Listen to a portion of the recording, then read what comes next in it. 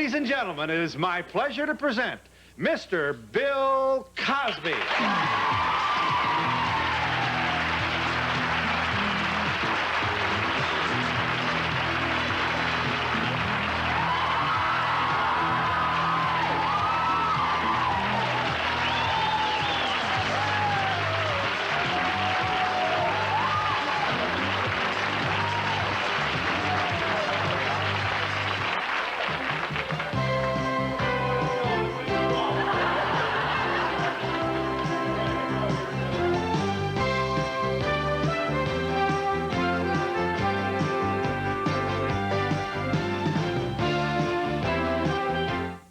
The one what? With who? What happened? With Theo, where you taught him about the real world. That was wonderful. Last week's show. You like that episode, uh-huh?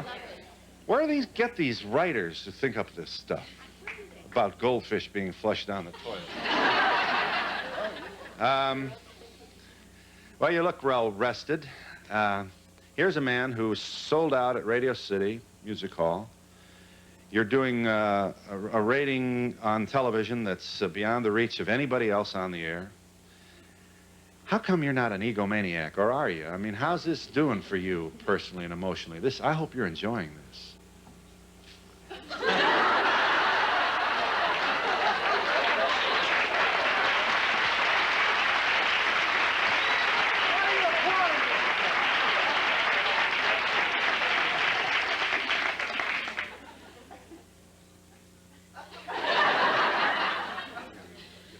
Listen, you set out to do things, and I think if there's a message for anybody, it is to do what you want and feel is best for you, without it being necessarily a gift to anybody. Yeah. And from there comes a genuine understanding with yourself that you're doing the right thing.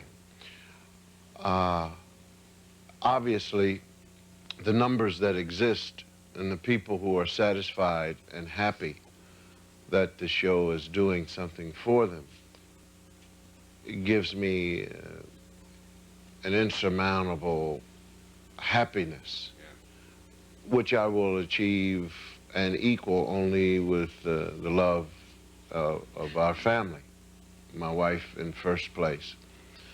It's difficult for me to walk around and say, golly, this is really wonderful, mainly because I'm still working.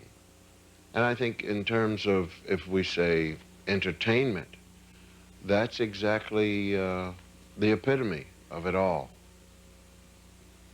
Being able to make people laugh and... No, being able to do something and then have people understand and enjoy what you've done. You did this before and it didn't work. In 1976, you had a show called Cos, and it was a time when you got ripped pretty good for trying to be nuclear family and daddy knows best sort of... This was a time when the humor was angry and everybody was... And people said that's what was wrong. There's certainly... what you're doing now is not altogether that different in its purpose. What's the difference? How come that didn't work and this did? Is this a better show or is the time different? Time. It's a different time. Sure. I followed... I think I followed Walt Disney in those days. Oh, you mean as in time period, on the schedule? No. You mean time as in time of our nation? Yes, the changes that occurred from that particular period, they had television censors in those days who would not allow people to throw cars off of the bridges and people to pull out .357 Magnums and stick them in somebody's mouth, and prostitutes. Also, women weren't used the same way. They were window dressing, but by the same token, they weren't just particularly thrown in to be raped and to be used as vividly sexually. The violence wasn't as strong. You had your fights, you had your arguments.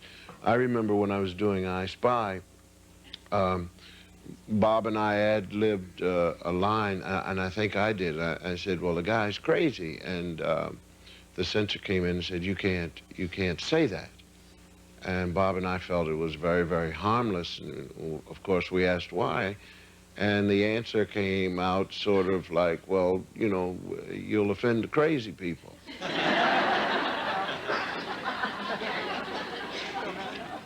There was a problem when the Cosby Show came, before the Cosby Show came on, and that was, I was quite liberal. Cable was in. I was quite liberal in feeling that my children should see, and it was all right to see shows where there was cursing, where teenage boys and girls ran around, drank beer, and talked about sex, and then had sex, and then told their parents what they wanted to do, and then the parents let them do it. And after watching about 20 of those shows, I began to feel that my children were seeing enough of these things to actually believe that this could be the fun of the real world. And so I moved in and I monitored what they were looking at.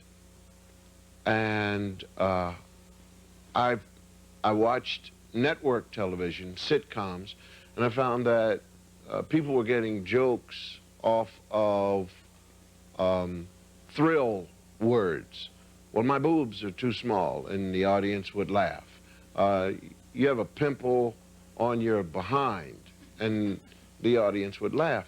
Well, that wasn't up to the level of let's say, Father Knows Best, of Ozzie and Harriet, of William Bendix, of Lucille Ball, of Carol Burnett.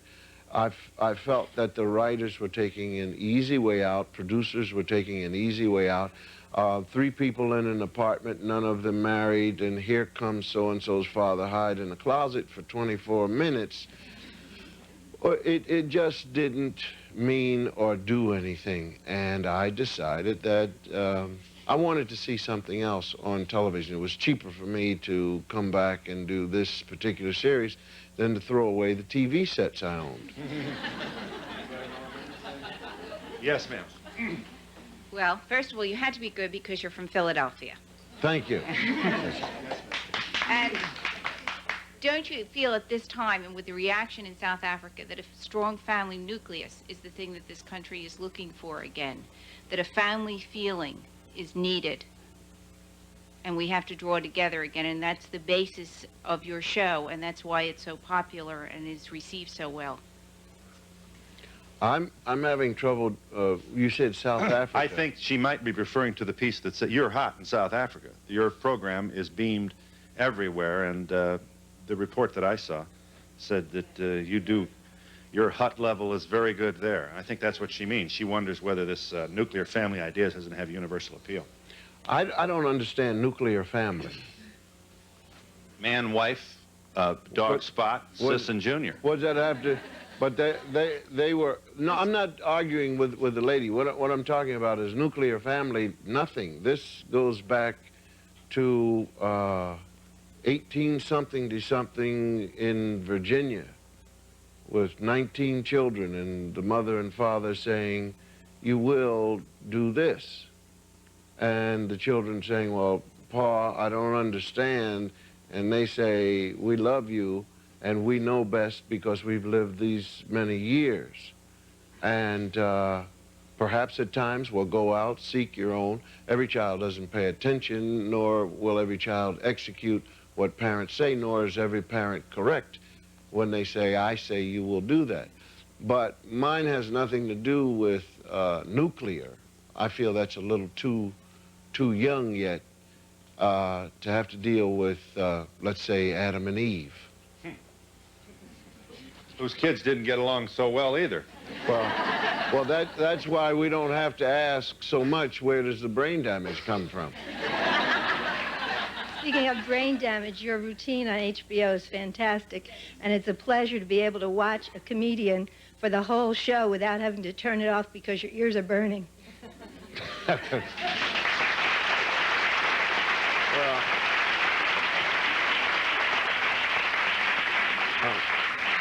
I think that, first of all, I don't like to put down those who are using certain language or even some of the subjects that they choose to talk about. I think that the differences in the comedians happens to be what makes it fine for everybody, because those that you may not like can fill up Radio City Music Hall just as quickly as I, and are just as good. So there are some people wherein you and I would feel, well, it isn't such a good thing, but then there are others who can handle it very, very well. On a recent cross-country flight, I saw a dramatic example of why being a parent is a harder job than being President of the United States. Jeffrey. He knew Jeffrey was 4 years old because the kid kept going up to all the pensions. I'm Jeffrey, I'm 4 years old. He didn't say I'm Jeffrey, he said I'm 4 years old. I think that was the limit of his. He knew, everybody in the plane knew he was Jeffrey because his mother kept saying, Jeffrey, come down from there. Finally, after everybody gets kicked in the leg and you get chocolate smeared on your shirt, the kid falls asleep 5 minutes before they land. This is a transcontinental flight. The mother gets off the plane with Jeffrey like she's carrying a garbage bag. Jeffrey's father's waiting for him with a big smile and a clean shirt. And Jeffrey's mother hands him to his father and says, here's your kid, go to hell. Did you take notes on that, or is it... were you... how long does it take to have this real-life experience translate itself into something very knowing? What happens is that whole flight with Jeffrey. You just don't. You keep looking at this woman, and you keep saying, "Take Jeffrey someplace, lady," because Jeffrey was running. He was running her, he was running the airplane, and, you know, people were being nice to this 4-year-old kid who needed to be told that he was misbehaving. And you remember people like that. You have a number of, I should say, here's Bill's treatise on fatherhood. And he speaks from the trenches. This is not a theorist. You're talking to a man who claims 5 children. And they, variously throughout their lives, claim him. His youngest is 9? 9. You have 1 boy. Yes. Was he different? I mean, from the girls. Parenthood, raising. Don't give me the look. You know what I mean. I don't want this young man waiting for me. The words of my wife, I love to see you beg.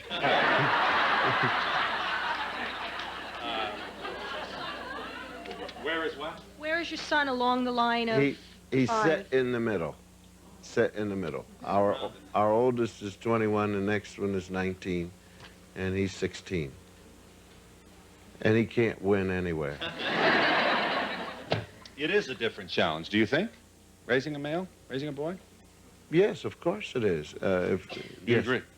Yes, but I wanted to ask, when you got home, do your children critique your show? Do they say, you treat Rudy differently than when I was that age? Do they do that? No, not yet. They say in reality, they say, we wish you would behave like that. And we wish Mom would behave like that. And my wife and I say, if you all behaved like the children on that show, then, of course, we would behave that way.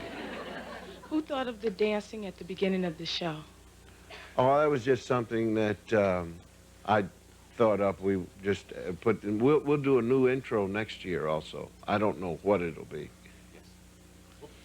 how are the children in the show handling the tremendous success Yeah. being so young?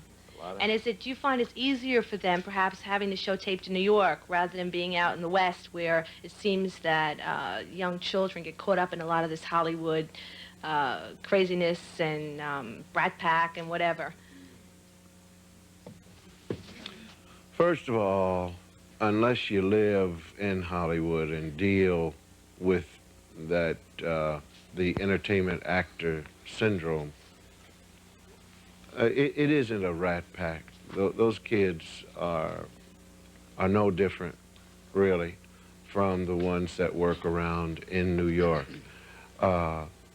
We were very, very fortunate to have chosen kids whose parents have a great futuristic idea of what to do. We also have great tutors working with the children one-on-one. They are interested in their schoolwork. They take great pride in learning, understanding, and then coming on the set and doing their job. They've learned. They had to go through in the first year the usual problem of, am I going to be working here next year?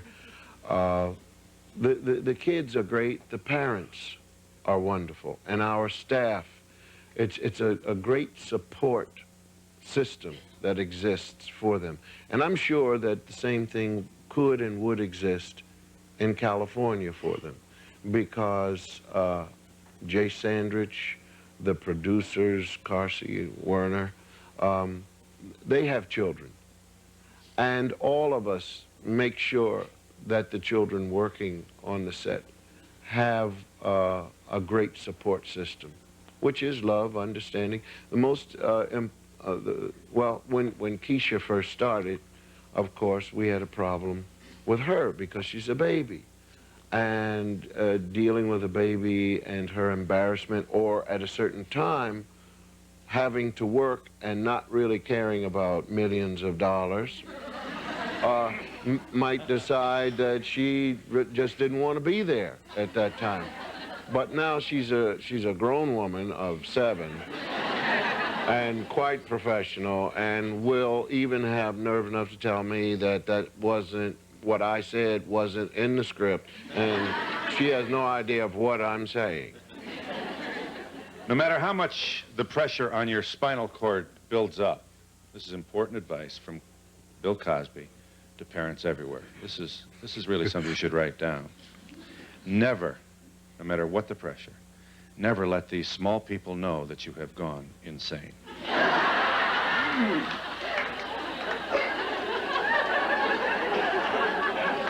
You want to tell them the excellent reason? You want me to do this? Go ahead. There's an excellent reason for this.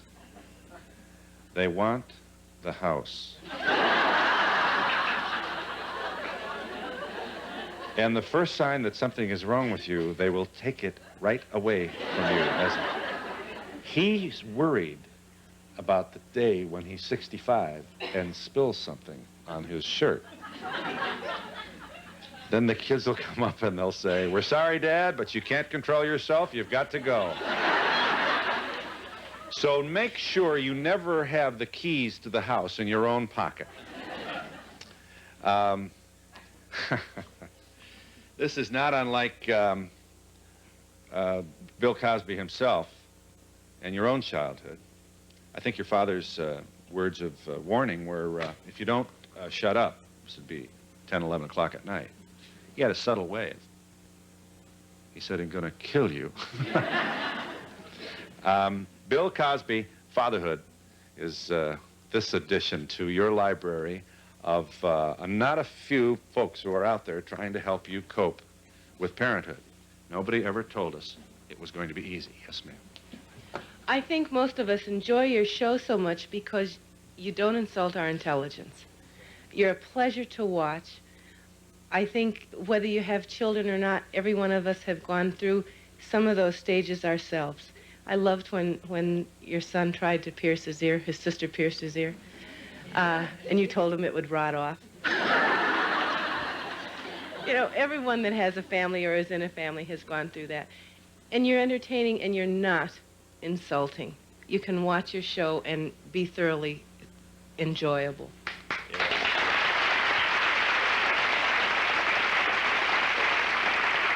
I'll get to you in just a moment. Yeah, go ahead. One of my favorite portions of what you've done is where you tell what your kids are pushing and touching at each other, and you're at the end of your rope and you yell up the stairs, "Don't you ever touch your sister again!" You say things that we've all said. My kids are in their early 20s, and when they saw that tape, he said, "I've been meaning to ask you, can I now touch my sister?" I mean, I told them, 7 years old, don't ever touch her again. We are in New York City with Bill Cosby, and we'll be back in a moment.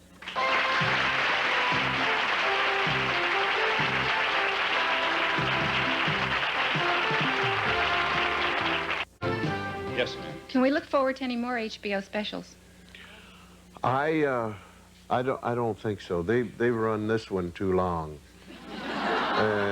Well, yeah, it's on too long. That's enough of that. They ought to take it off. Yeah. I kind of understand, I think, your philosophy. Would you go elaborate a little more on your feelings about receiving awards? Once again, it goes back to the fact that I did this show because I was tired of seeing what I saw on network television. I didn't do it so that people could vote on whether Bill Cosby is a better actor than in a comedy series than Tony so-and-so or such and such. It's wonderful to have people say you were the best, but it also means that they pop 4 pictures of different people on a screen, and then they say, and the winner is. And that leaves 3 people sitting there who've done fine jobs, actors who've done fine jobs, who lost. And it may not have anything to do with whether or not they were fine actors. It may have to do with the fact that my writers are better, my show is put together better, and I don't want to compete. And I don't want my fellow actors to feel that, you know, they're competing against me. Number 2, the thing with the People's Choice, I've really had enough. I know that people love me, and I don't need a television program to go on and say, and the winner is over Roy so-and-so or Earl so-and-so. I mean, the ratings come in, and it shows that the numbers of people really enjoy our program at 8 o'clock Thursday night. They understand it, the letters that come in, whether they be pro or con. It's wonderful, and that's enough. So I don't want Emmys, Oscars, Obies, Roys. It's just that's enough. That's enough. Your view seems to be catching on. The Oscars did not enjoy the ratings that it has in past years. That has nothing to do with me. That has in viewing Oscars, I think that the movie industry is no longer absolutely what it used to be. In the old days when you and I were in our teens, studios controlled the actors. The publicity went out controlled. We didn't see Edward G. Robinson except on film. We didn't see Irene Dunne except on film. And just to see these people and see them ride in their limousines. These days, everybody rides in a block-long limousine, and everybody arrives at some show, and everybody is a star. And when you look at all the other shows, whether it be the Country Western Awards or Black Music Awards, people, along with the fact that MTV is programming their stars on film, doing things, people get to see them more. So it isn't really a big thing anymore. The Oscars are still big because the movie industry is big. However, there's no need anymore to tune in and worry about who won an Oscar for. What do you, just let me get this one in. I'm coming right back here. How do you feel about the color purple controversy? I feel that it is one of the silliest controversies ever made up. Why is that?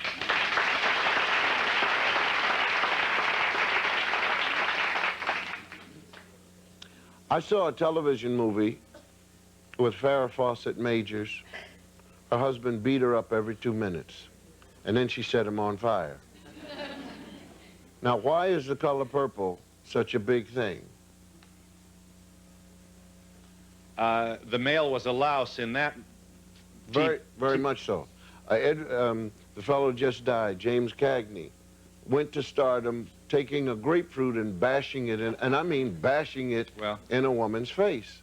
I think the grievance is about the fact that there were no redeeming males in the. Doesn't have to be. The problem is that it was a movie with black people in it. That was the whole problem. And you think racism is the reason there were no awards out of the 11? I think the whole world's problem with dealing with black people and people of color, and then down the line, an Irishman versus an Italian, even if there are no black people. I think that a Swede against a Swede, if there are no Irish or Italian people to turn around and look at. I think it's human beings, period, who cannot deal with each other. Back to what's written in the Bible. Adam and Eve, 2 sons, one kills the other. There's only 4 people. If the guy didn't like his brother, he could have gone to Hawaii. Well, are we doomed then? Is there no hope for the future? No, because God has a sense of humor, and we're funny to God. That's why we're still around. I know that Dr. Poussaint reviews your scripts. Could you give us an example of something that he's taken out of your show? Well, it isn't as sensational as something that he's taken out. There are things that he will suggest when he's writing, that comes back on the script, and it looks no different from your midterm exam. Sometimes we get a B, sometimes we get a D, sometimes we get an F, and we go back to and we clean up what the professor says we ought to clean up. And I am very, very thankful that he works on our show. Any show that I would put together. Dr. Poussaint worked with the book. And there were many things that I had written that Dr. Poussaint sent notes back on saying, you really can't, and this is too heavy, and you really oughtn't do this. Even though it is true, and even though this was your behavior, this is not a good thing to put in. Oh, many times I disagree with him. And we talk about it. And then there are times when I will say, well, the reason why I'm doing this is because of this. And then he says, well, make sure your audience knows why. Hi. It's obvious you've come to some sort of acceptance of yourself, and you're at peace with yourself, and you believe in God. What are your spiritual beliefs? Sure. What are your spiritual beliefs? Well, the only way I can put it is, I don't have to go to a human being and have them tell me what Jesus said or what God said. I've made many, many mistakes in my life and making many, many more. But I do believe that there are times, and the best time is when your fellow human beings get a feeling from you and you get a feeling from them.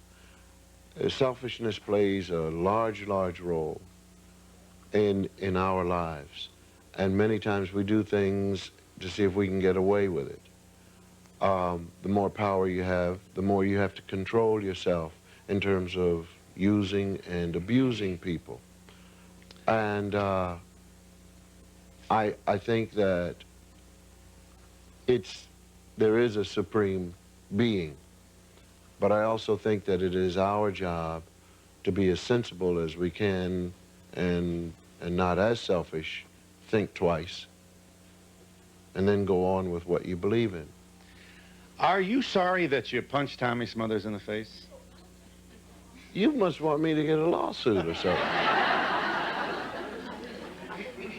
I'd rather not talk about that, because after it happened, it was all over, and there's no apology necessary, and I will not apologize to him for it. And I think that Tommy understands me better now.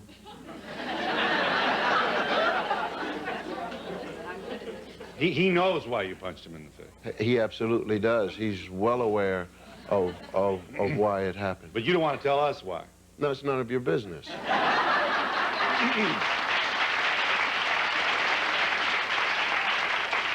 Can you talk to him? If you met him today, you'd say hello. I would not talk to him. You wouldn't? No. There's no reason for me to talk to him. Well, where's this forgiveness from the Bible and all this good stuff? Same place that I get when I don't hit him again.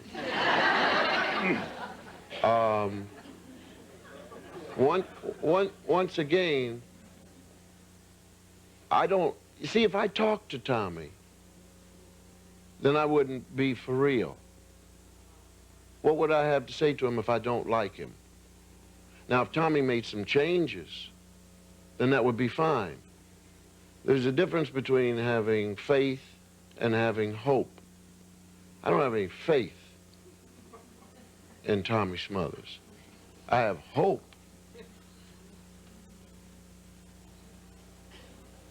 All right. You did spank your kids, too, as well, did you? As well as what? Hitting Tommy Smothers?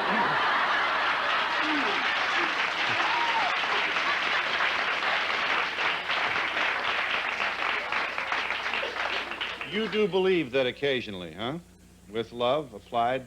No, there's no love applied at that time. There's no love applied at the time. I don't know how many times I've hit one of my children. And I'm not too sure if, at the time, a strike may be as wrong as a talk that didn't work. I mean, what's the difference? I mean, if at a time when I say something to a child of mine and a child of mine decides to leash back at me, and I say, I said, do this, and the child then becomes outrageous, my opinion, and I physically apply a form of, for lack of a better word, discipline, or if I sit and talk to the child and explain and say, I love you, which I do more than I hit, but the child goes off and does it again, you understand? I've failed verbally. Why is it a verbal failing is not as bad as a physical failing? So people who say abuse, yes, abuse I don't believe in. There's a thing that I love to speak of. My mother and father gave me a beating. It was not abuse. It was a beating. Now, I'm not sure if my mother said to me, I don't want you going out of this house when I'm at work. Stay here and watch your little brother. And I decide for whatever kid, well, if I leave him here and just go out for a little while, and I do, and my brother turns the pot over, turns the stove over, and my mother comes home and sees a child burned, and my job was to look after, and she expected me to understand that, yet I went out. So she says to me, I told you so forth and so on, and blah, blah, blah, blah, blah. And I say, and I start to cry, and some form of punishment. Go to your room, stay, or do whatever, or no punishment at all, just the talk. Now she goes out again, she says, stay here and watch. And I decide to go out, and the kid doesn't do anything this time, but I went out and we discussed what could have happened, as opposed to the second time, she says, I told you, you understand, and I cry. I said, do you understand me? Yes. And the next time I decide to go out, maybe it wasn't so much I don't want to get hit again or that moment worked. See, that's what I'm talking about. Now, this part in the book, I think worked because I said to my son, I guess he was 12, 13, I said, you have to do your work, you have to do, and he lied. He lied to me, he lied to his mother. He lied 3 times. And I said to him, when I come home, I'm going to clean your clock. I said, I've had enough of your lying. I've had enough of this whole behavioral scientist smooth out, and somehow you don't understand what I'm saying. I said this 2 weeks. 2 weeks before coming home. I said, I'm going to clean your clock. Well, of course, you're a parent, and most parents, this whole thing subsides. And you don't forget about it, but it's all another thing. I came home and I said to myself, I made a promise to this boy. And I have a feeling that if I don't follow through, he's going to think he's got a sucker again. Because children will do that. Children will do that. They're very, very capable of figuring out, and I've heard kids confess to me, well, my mom said she will, but she doesn't. Well, we're talking about sucker time. And the first day I was at home, I didn't see him. He was avoiding me. And I let him avoid me. And then the second day, I said to somebody around the house, tell my son I'd like to see him. He came in, and I got a stick. A stick about this long, about this round, nice weight. And I said, we're going over to the barn. You and I are going to talk. And my mother, who lives about 50 feet away from our house, this same woman,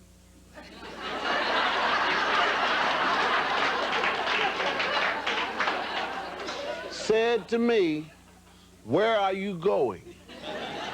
And she's 4'11", and I still fear. I mean, she gets tough and she says, sit down. But this time I was warm. And I said, get out of my way. And she said, you are not going to hit that boy. I said, Mom, get out of my way. This is my son, and we're going to talk. She said, well, leave the stick. I said, eventually I will leave the stick. And I took him to the barn, and we had the squishing of the eyes and the tears coming, and old Dad and all this. No, and I said, we're going to talk about lying. You lied to me. You lied to your mother. Oh, Dad, I'm sorry. And I said, you also said you were sorry. 3 times you said you were sorry. And I turned around and I hit him. I turned him around and I hit him on the behind with that stick. And I hit him again with that stick. And I talked to him, and eyes and tears, and I said, now, I'm not going to hit you anymore, but I don't want you to lie to me. Do you understand? I said, it's important. I don't want you lying to your mother. I don't want you lying to me. We love you, and if you can't discuss something with us without trusting us, then you're in trouble. He said, yes, Dad. I said, do you understand? He said, yes. He turned away, and I hit him again. And I said, oh, I'm sorry, I lied to you, didn't I?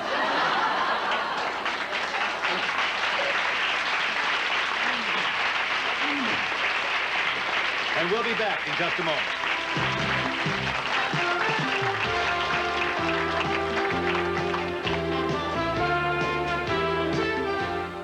Mr. Cosby, sir, you will bear up if I just make the following observation in the wake of all these hands and people who want to get in this thing. You have a magnificent family, and you clearly have done a whole bunch of stuff right. You have an achieving, loving family of 5 children. And you also have a very, very readable book titled Fatherhood. It should also be said that you do not drink alcohol. Well, I mean, that's true, but I don't know what that has to do with my family. The icon of American television has just told America that it's okay to hit your kid with a stick.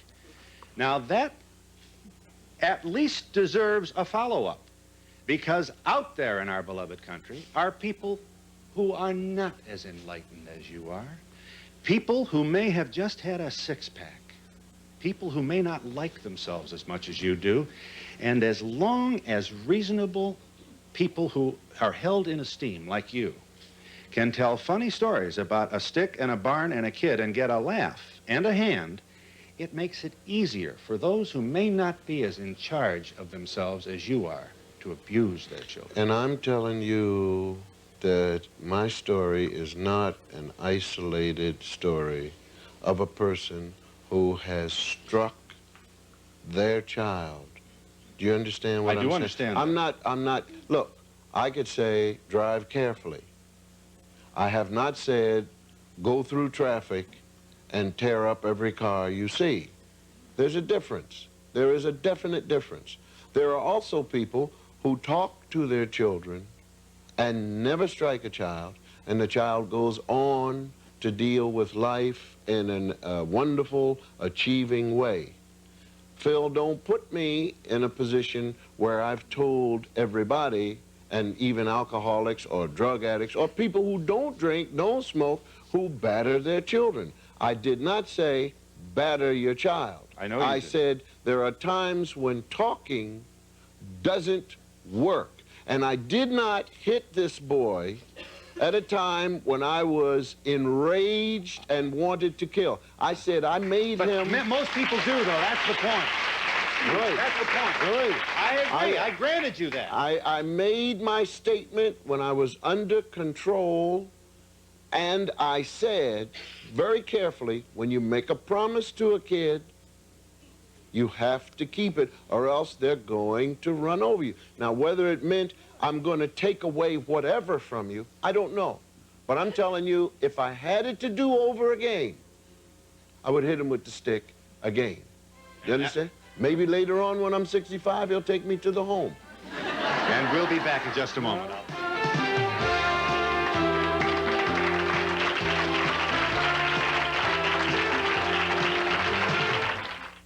You may have read the Ladies' Home Journal cover story on the TV Cosby family as well as his own family. Here's a picture of Camille, and this is the real Mrs. Bill Cosby. Is she gorgeous? Thanks to the Ladies' Home Journal. That picture is 10 years old. Yes, I would like to know, you plan to make any movies? No, I don't have time. Yes, ma'am. I really don't. You just said how your son was bad and it took you 2 weeks to get home. How do you keep control of your family and feel like you know what's going on all the time when you're not home much? Well, first of all, when I'm home, I'm home. I'm home 24 hours a day.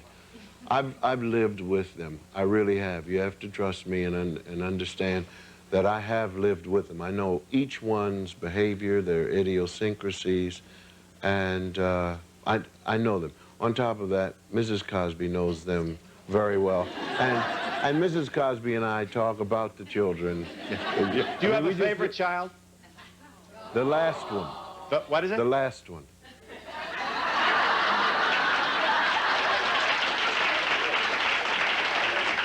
Because, what would you say about what Because it is the last one. Do you see the Broadway stage in your future? No, please. Is there any pressure on your real family due to your limelight for your real kids? Yes, but they handle it very, very well. The children handle it very well. Is it true that you introduced Ahmad Rashad to Felicia as Alan? Yes. Yes, ma'am. I have a 4-year-old similar to Jeffrey. Okay, he's the last of our 6. And I think that in this day and age, raising children, I think the most important thing is a positive attitude and a sense of humor, and that's what's gotten me through. And I think your show promotes that, and I thank you for it. Yes, ma'am. Briefly, please.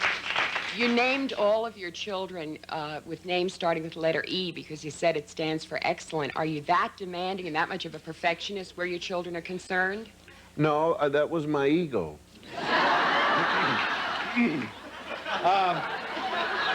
We don't have that much time. Let me go this way. Every father's name. What? Dad, can I? Oh, yeah. Well, it gets to a certain age where they say, Dad, can I? Also, where's my change? The 5 worst words. He can do the work. And adults on teen music. This is the Cosby Dictionary. Adults on teen music. Turn that crap down. And we'll be back in just a moment. Yes, ma'am. Are you and Tom Selleck personal friends? You give him pushes in the show? No. But Tom Selleck sent me a letter telling me how much he enjoyed the show, and he wished me good luck. And any person that is like that is my kind of person. And And where'd you get the jacket? Provided and promotional fees the paid by the jacket following. is 66 and The 740 Turbo Wagon by Volvo. Until Ferrari builds a wagon, this is it. An assortment of long-lasting True Value alkaline batteries will power your flashlights, tape players, calculators, and more. Available from True Value hardware stores. The Drake offers an exciting weekend in New York at a special price. The only Swiss hotel on Park Avenue. For reservations, call 800-DRAKE-NEW YORK or 212-421-0900.